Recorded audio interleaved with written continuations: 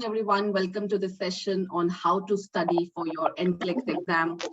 Uh, Thank you for joining in today's session from different parts of Australia. I can see a lot of people from different states, as well as few from India, Nepal, and some of them from Philippines as well.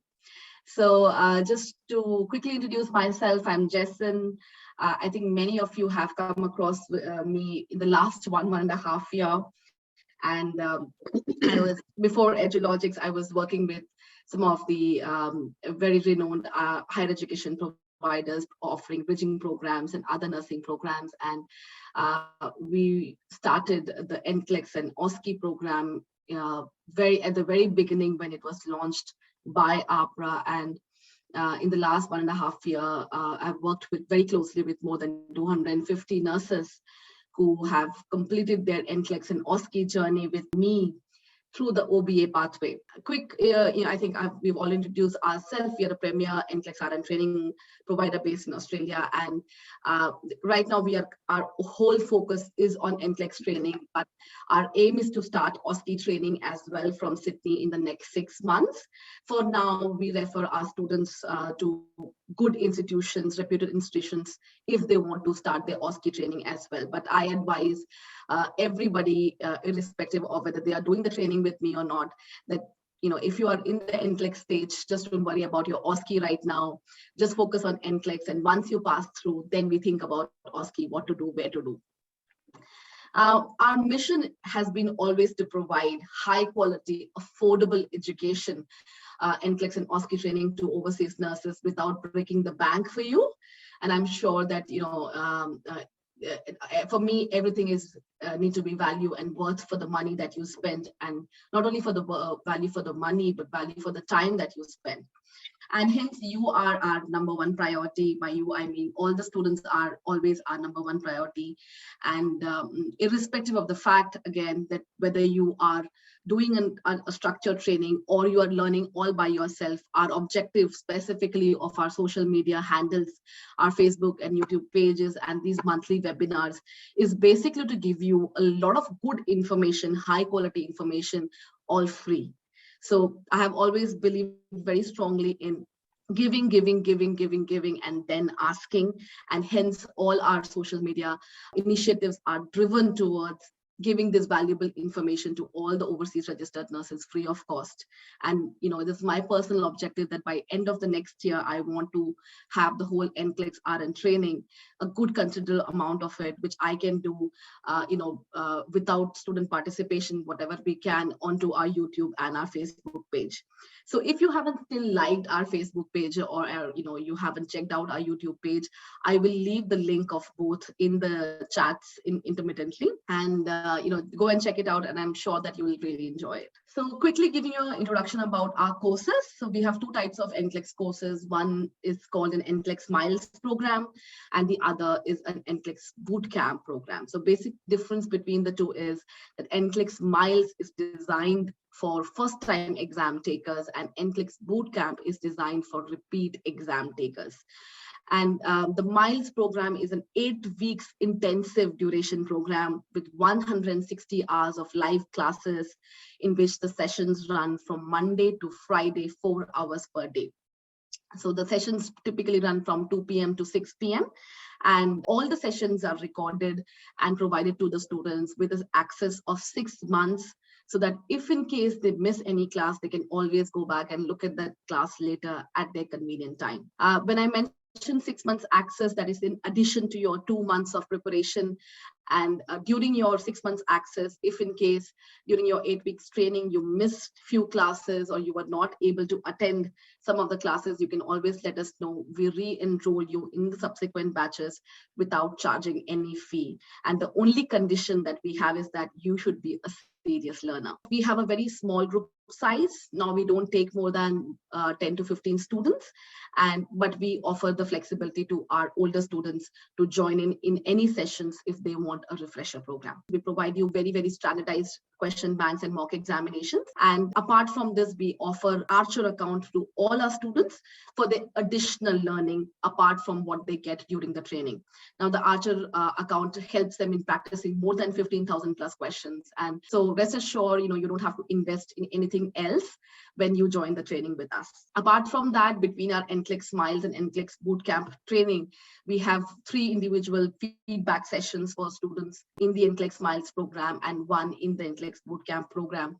And the 3 individual feedback sessions is basically your one-on-one time with the trainer to understand where you're going wrong after your each mock exam. So we advise all students to do at least 3 minimum mock exams with us.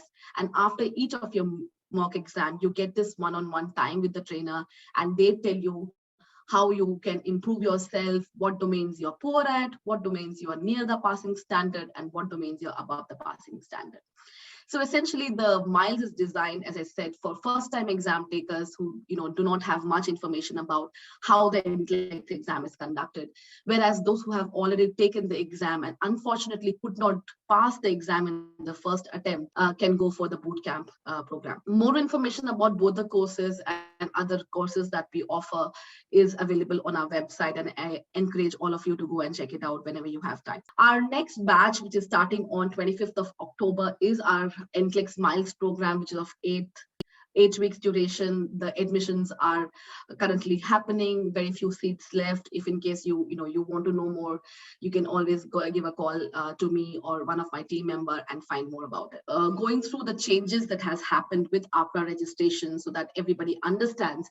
So during my interaction with many of the students who registered during this event, I also came to know that many of you haven't started your APRA procedure. So I thought, okay, this is a good time to give you a very quick bird's eye view. I will not be going in detail, but I will be giving you a resource which will help you to get all the information about it. So the whole APRA registration procedure, as you know, that there was earlier something called a bridging program. In fact, as I mentioned at the beginning of the session, early in my career, I worked with a provider who was offering the bridging program. And in March 2020, it was completely made redundant by APRA, and no more new overseas registered nurses were given offer letter for the bridging program. So after that, the execution of OBA has happened. OBA is nothing but outcomes-based assessment, which is basically a competency-based assessment model. Now, this competency-based assessment model basically comes from the fact that APRA believes that, different providers offering different bridging programs have different standards. This kind of, brings everybody together on the same platform. So if you haven't done your whole procedure, start with an online self-check form on APRA's website, where you go and put your basic information of your qualification. And then if you are a stream B candidate, which is basically a qualification that is relevant, but not equivalent as per APRA standards, you will have to do a fee payment and then watch a 1-hour orientation module. And then you go ahead and submit your documents in the portfolio. I've put a small video link here, and after this webinar today, I will be sending you this video link if in case there's someone who has not started their registration procedure. And trust me, the 20 minutes video will save you $250 that you go and spend with the different people. And you will thank me for this, because it has everything that you need to know in terms of your application. And if in case after the video you're not able to understand certain sections, or you want more guidance in terms of your document attestation, I'm just a call away. Give me a call. I have done this procedure. I would say I have guided this procedure for more than 600 nurses in the last 1.5 years. So I should be able to advise you. And if in case I do not know, I'm very transparent in telling you, sorry, I don't know this. I'll find out and let you know. So let's move on to the NCLEX exam, for which you all have come here. So basically the NCLEX exam, I'm sure many of you already have a basic understanding. It is regulated or planned and prepared by a body called NCSBN. And NCSBN is National Council of State Boards of Nursing, and they have their headquarters in USA. The NCSBN plans and implements this exam. However, it is conducted by Pearson VUE, who have the NCLEX examination centers in most of the countries. So even in most of the countries like India, Philippines, you will have the NCLEX examination center, and from Pearson VUE. There is a big list of the centers available. I'll try to find it and give it to you as well, if in case you are joining us today from a country where you think that the center is not available. And very important thing to note here, that NCLEX is an exam that is set at entry level. So I know that many of your friends must have written the examination and they say, oh, it's a very advanced level exam and very advanced level questions asked, which is not true. So how NCSBN defines an entry-level nurse is basically a nurse having no more than 12 months of experience. Okay, so this exam, as I said, is set at entry level, and this is how they define a nurse who's at their entry level nursing. Okay, this exam is already implemented in USA and Canada from a very long time. Australia is very new, and which gives a lot of flexibility to nurses to move around between these three countries. Your validity of your scores is 10 years. And within these 10 years, if in case you want to travel and you want to explore the nursing industry in America or in Canada, you can anytime transfer your scores from one regulatory body to another. And and in that particular new regulatory body, you don't have to again appear in the NCLEX examination, which I think it's a very good thing. And I've had students who did their NCLEX exam around 4 years ago when they were in Philippines and they wanted to go to US, and then they came to Australia. When when the OBA was implemented here, they did not have to again write the NCLEX exam. They were able to use the scores that they had when they wanted to go to US and straight away move to OSCE examination. So that is the benefit or beauty of NCLEX exam, I would say. It gives you a lot of flexibility. If in case your things don't work in one country, you can always use that score to move to another country. The next slide, basically, I'm not sure how many of you have seen, but this is basically, many students ask us all the time, what is the passing percentage of NCLEX? How many students do pass? Now, I always believe in the power of statistics and in the power of data.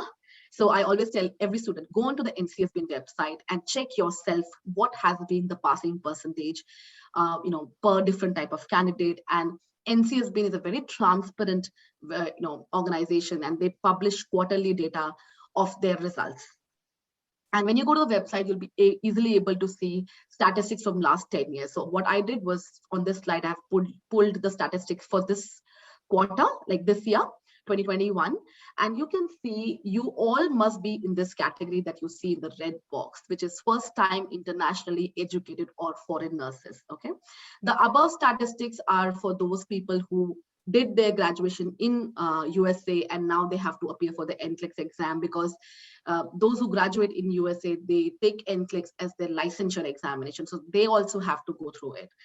But, you can just focus on the box that is here in the red, the box, and which basically tells you that the pass percentage of overseas qualified nurses ranges somewhere between 40 to 46, 48%. Okay, which essentially means if 100 nurses write the exam, 50% pass.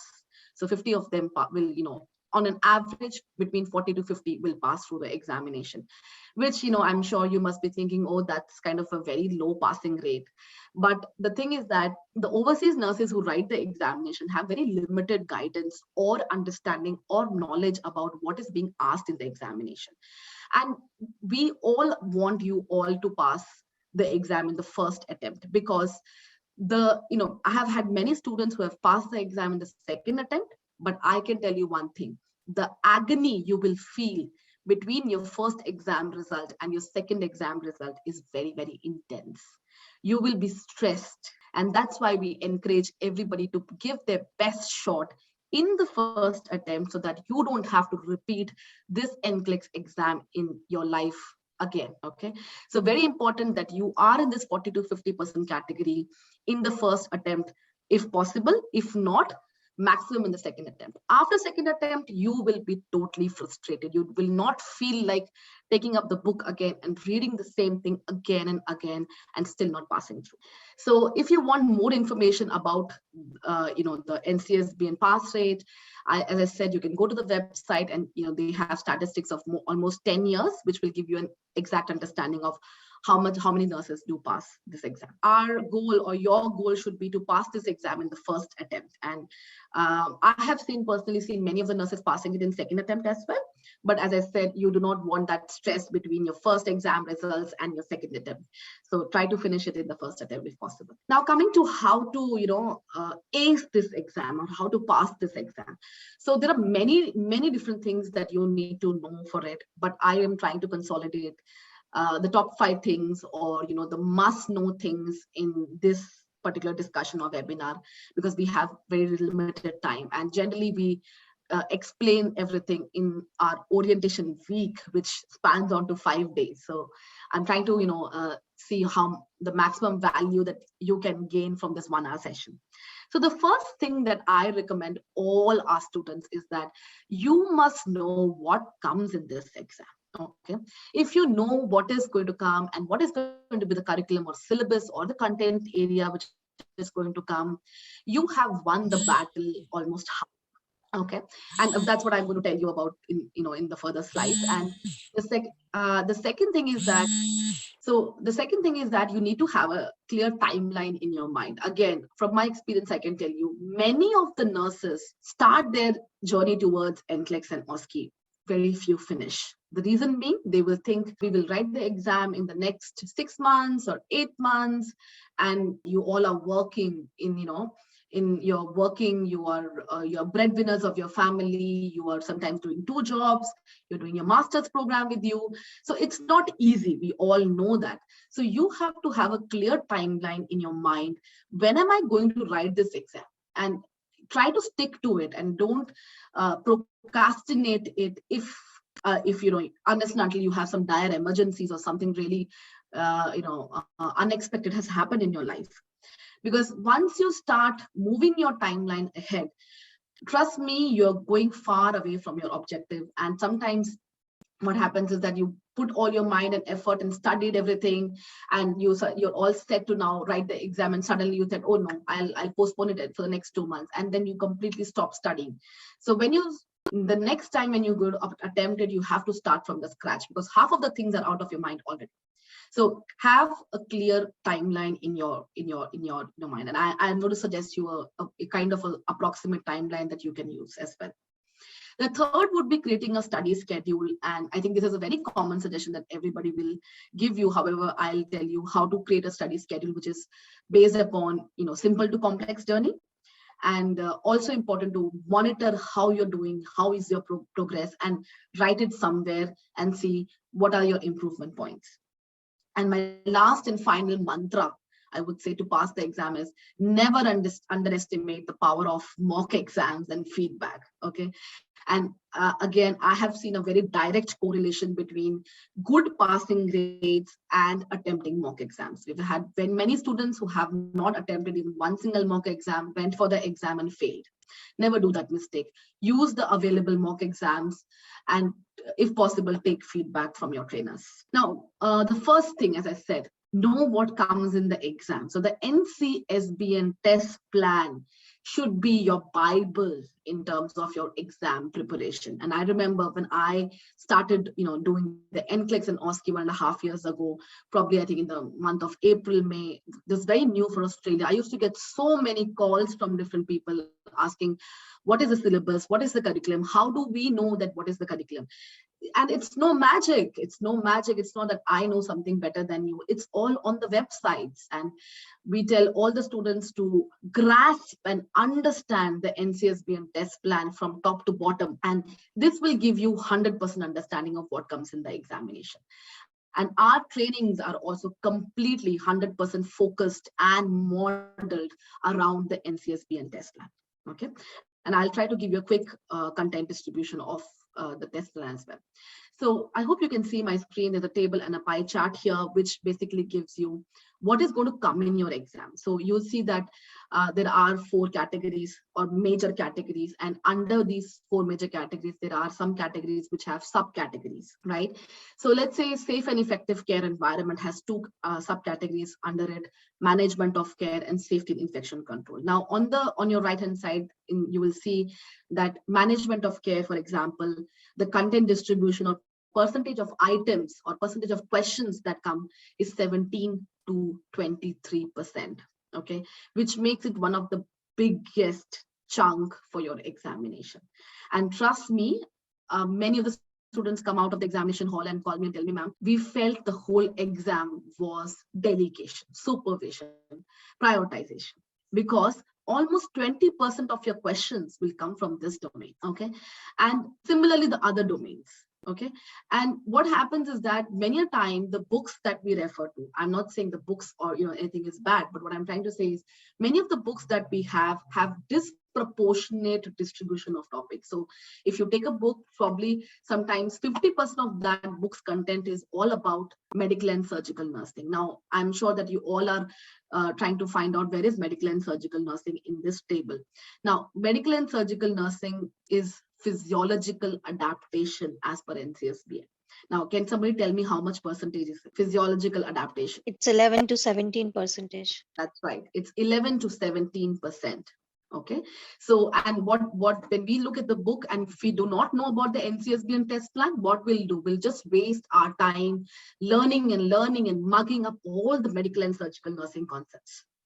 I'm not saying that you don't have to do that, but you need to be smart learners and focus your energy and your time and everything into topics which have higher distributions. Okay. And also you need to give equal focus to all topics. So what I want to tell you is that if, let's say, you are good in management of care, don't waste your time just learning management of care, because you will not be able to pass the exam until you put your attention to all the domains. And I'll explain you how NCSBN calculates is, how NCSBN determines whether you are a pass or fail. The pie chart here, basically, again, as I said, it gives you the approximate percentage of questions that you will get. So here is the range, so which basically means that you can get somewhere between 17 to 23%. However, on an average, 20% of your questions come from management of care. Now, just a quick overview, management of care basically contributes to the topic like delegation, prioritization, supervision, leadership, ethical and legal aspects, safety and infection control, very self-explanatory.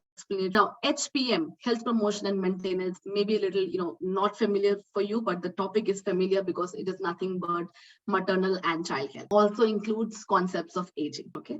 Now, psychosocial integrity, very self-explanatory, basically has mental health concepts.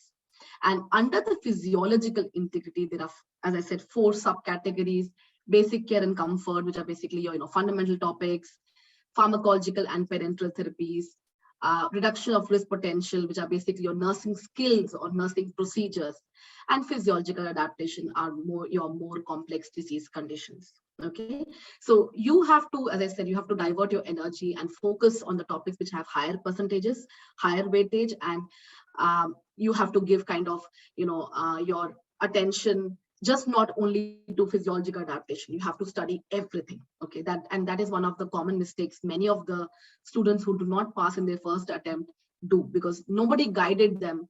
When they booked their examination, all they came to know was, okay, this is the most common book. Let's start reading through that book and you'll pass through. No, that's not the right method. You need to know the NCSBN test plan and what comes in exam to prepare yourself fully. Okay, now this table that you see on the screen basically gives you a rough understanding of the number of questions that you may get depending upon when you're writing the examination. So you all know, I think, that the minimum number of questions that everybody attempts is 75. And the maximum number of questions that anybody can attempt is 265. But because of COVID, they have reduced that maximum number to 145. So here again, you can see that based upon the percentage of content distribution, how many items you will get from management of care, how many items you may get from safety infection control.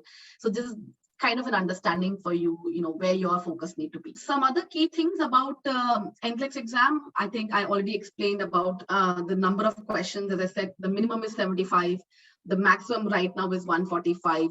In regular circumstances, it is 265. And I would highly encourage you all to check the NCSBN website before your exam to make sure what is the new variation, because the COVID adaptation started in October last year. It has not changed till now, but it may change in future, looking at how things are improving. So make sure that whenever you're appearing for the exam, you go to the NCSBN website and check everything and have a clear understanding of what rules are applicable or not. An important thing for you all to know that NCLEX uses a technology called CAT, Computer Adaptive Technology. And the computer adaptive technology basically is the reason of the difficulty of this examination. I'll be discussing and showing you how the CAT works so that you have a better understanding. Quickly giving you an overview of what are the different type of questions that you may get. You may get single answer questions. You may get select all that apply questions in which there are multiple options, let's say 5 options, and 3 of them are correct, and you have to select all the 3 correct answers. Important note here, there is no partial marking or partial scoring in NCLEX exam, which basically means that, let's say from the select all that apply, out of the 3 options which were correct, 2 options you selected were right, and 1 of them was wrong, which if mathematically speaking, you are 66% correct, right? However, the NCLEX does not count that. So it's either a correct, a full correct, or a full wrong. So either it is a 1 or a 0. So that's why students really find the select all that apply questions very difficult, because many times they get stuck between 1 or 2 options. But again, there's a common understanding that everybody advises that if you're getting a lot of SATA questions in your exam, which basically means that you're attempting higher difficulty level index questions, which is good for you. Now, the important core concept that I want you all to remember always is that NCLEX is nothing but a safety examination, okay? It's an exam that assesses whether you are a safe nurse or not, okay? And that's why it is very important for you to focus on critical thinking of basically, if you are in that situation, what is it that you will do to protect the integrity and safety of the patient, and how you will use your clinical decision-making skills to take the right decision at that particular point of time. So again, it is a safety exam. It is not an exam to see what advanced level knowledge you have in terms of nursing. No, it is an exam to see whether you are going to be a safe nurse or not. So a quick slide to tell you how CAT works. So the computer adaptive technology, or CAT, makes every person's exam very unique. Okay, so for example, me and let's say Jaspreet went for the exam together. We decided, okay, we're going to appear in the exam in our Parameta PSN view, and we booked the exam on the same date, same time. Me and Jaspreet both are in the examination hall, sitting together, starting, waiting for the exam to start. The exam underwent, and me and Jaspreet came out. We both had completely different experiences of the examination. Why? Because, as I said, each person's exam is very unique. So what happens is, me and Jaspreet went into the examination hall. We started at the same difficulty level. We both started getting similar difficulty index questions. And then slowly, as and when the exam was moving ahead, Jaspreet went ahead and answered, first 2 questions, let's say, correctly. And she went ahead and answered a question incorrectly, which brought her graph down and again down. And she suddenly hit the passing line standard. And the next question was unfortunately again wrong. And she's now below the passing standard. Jaspreet picks herself up, and now she answers the next 4 questions in a streak correctly and takes her graph above the passing standard again. The next question was wrong, and then again above. Now, if you look at this diagram, you'll be able to see Jaspreet has somehow managed to be above the passing standard, isn't it? She has somehow managed to be above the passing standard, which is a good sign. And then the other case was, I went for the examination. Maybe I answered 2 questions correctly, and then my next 10 questions were incorrect. And then I fall almost 10 points below the passing standard. I lose my confidence. I start biting my nails because I somehow know that, these questions are appearing very tricky. I start pulling my head and becoming more and more nervous. And during that time, that nervousness hits me up more, and I start answering 1 or 2 questions correctly, but I'm somehow not able to calm myself up, or I see that a lot of questions come from a particular topic that I never studied. So the computer responds to how you have answered in your previous question. And if your questions are getting correct, so computers think, okay, maybe the difficulty index of the questions that I am administering you is very simple for you. Let me take it a little more higher to see whether you will be able to answer those questions. And in case you are not able to answer questions in a streak correctly, the computer thinks, okay, maybe the question that I'm administering is of higher difficulty level, her level is very low. So it starts implementing or giving you very, very simpler questions. But the trick is that it is always good to be on the higher difficulty index questions, because it shows the computer that you are a safe nurse.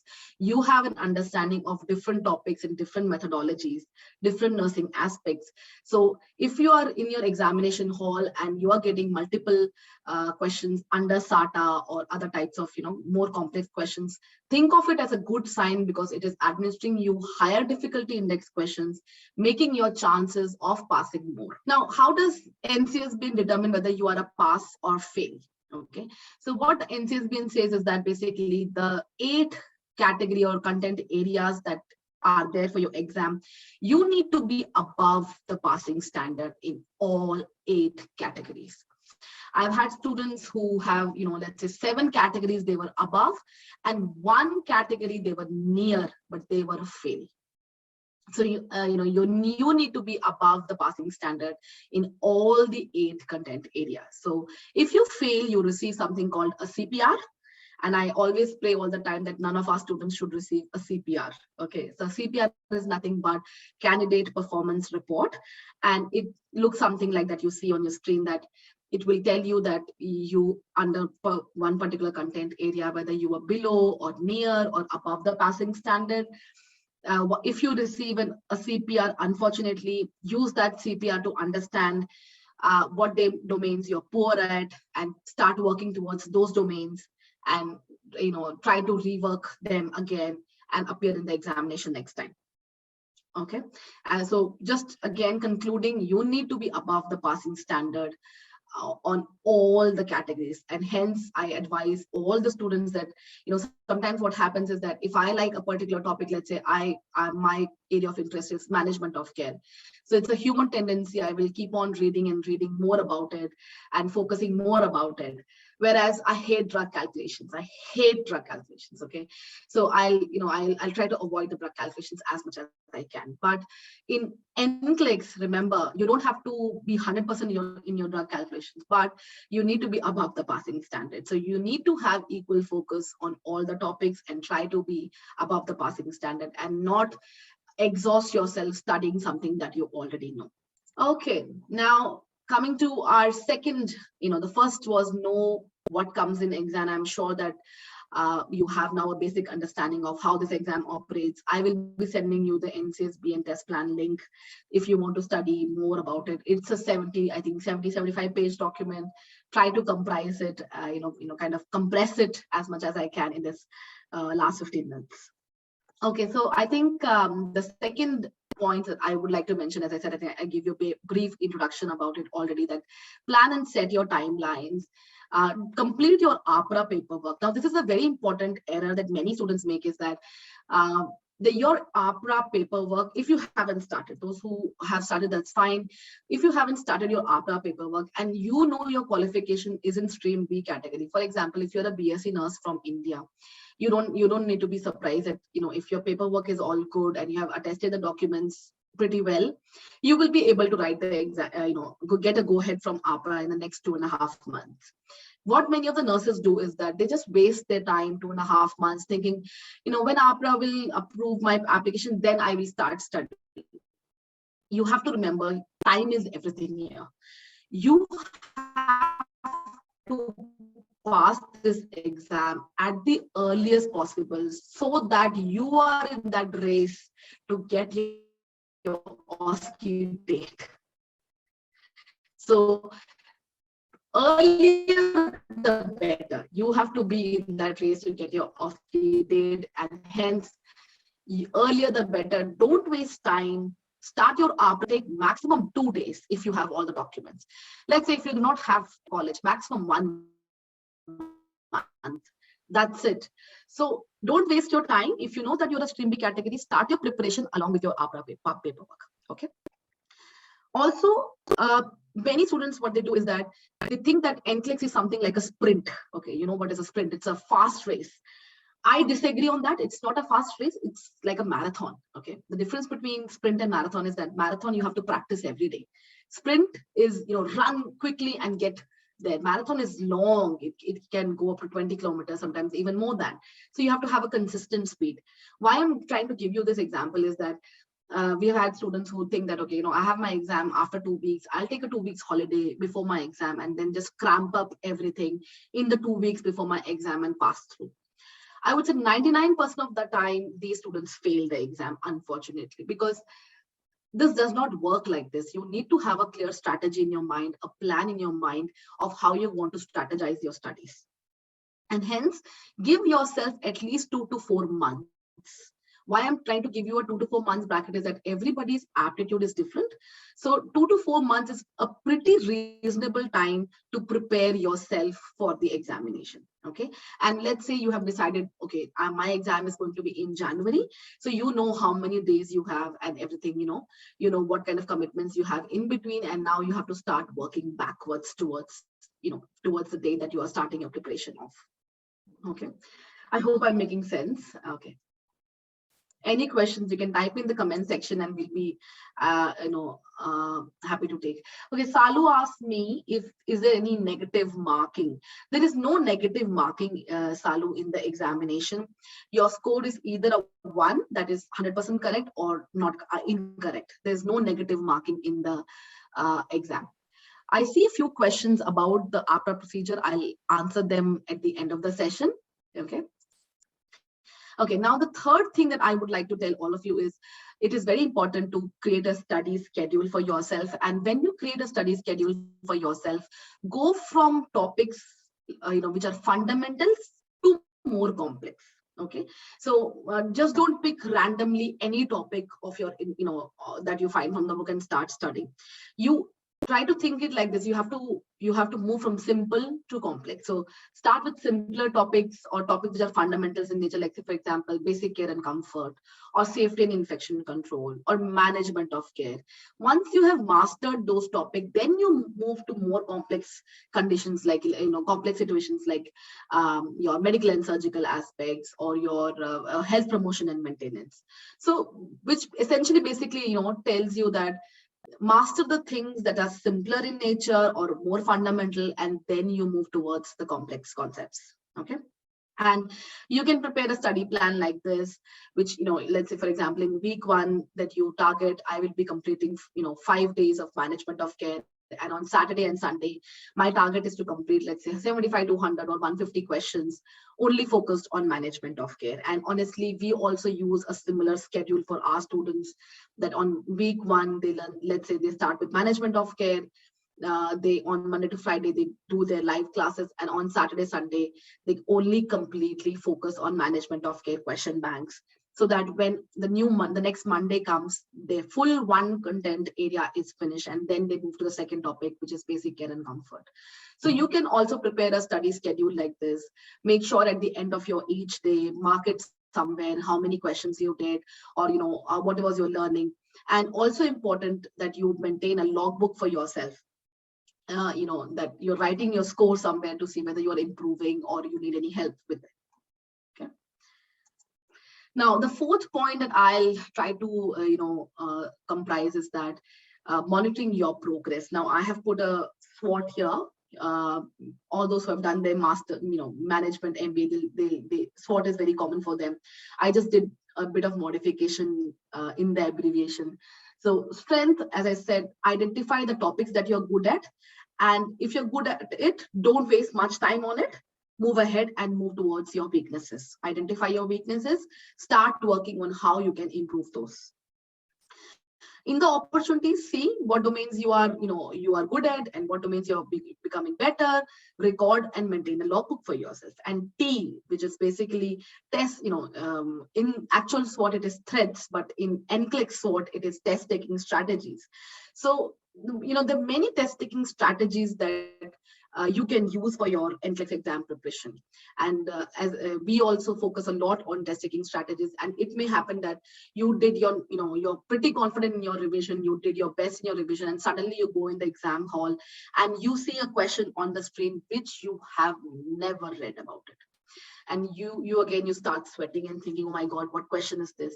And many times you can use some of these test taking strategies and arrive at the right answer.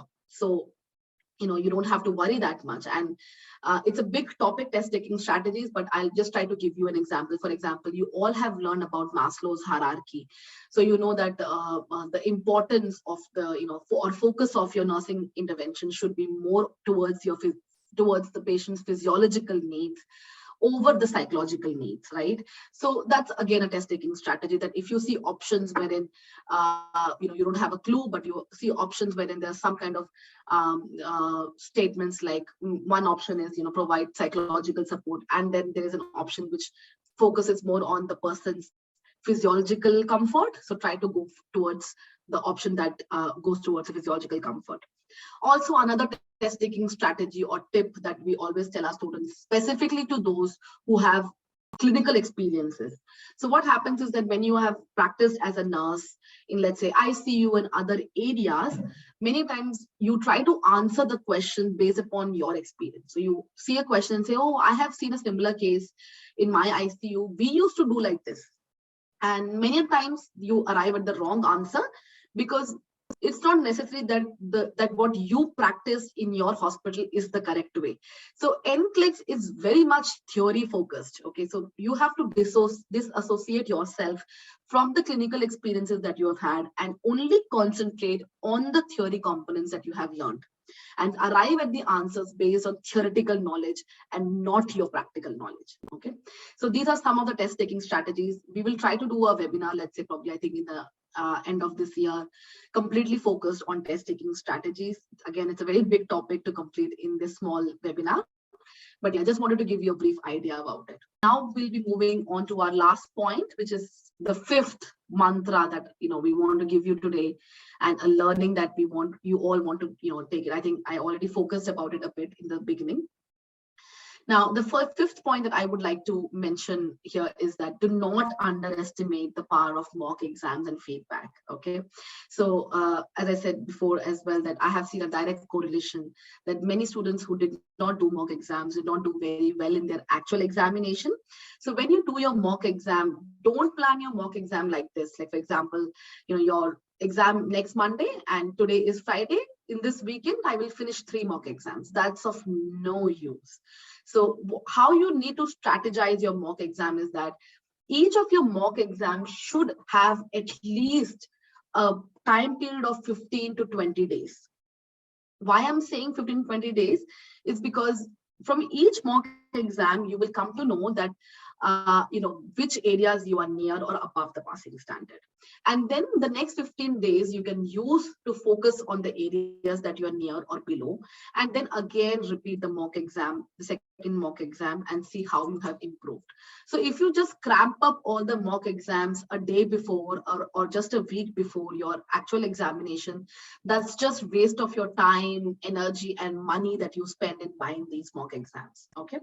Another tip that we encourage you all to follow is you must try to give this exam just like under your exam conditions. So for example, if your actual exam is between 2 p.m. to 5 p.m., let's say, hypothetically, try to give these mock exams during this time so that your body is conditioned towards the actual examination and you're getting used to it.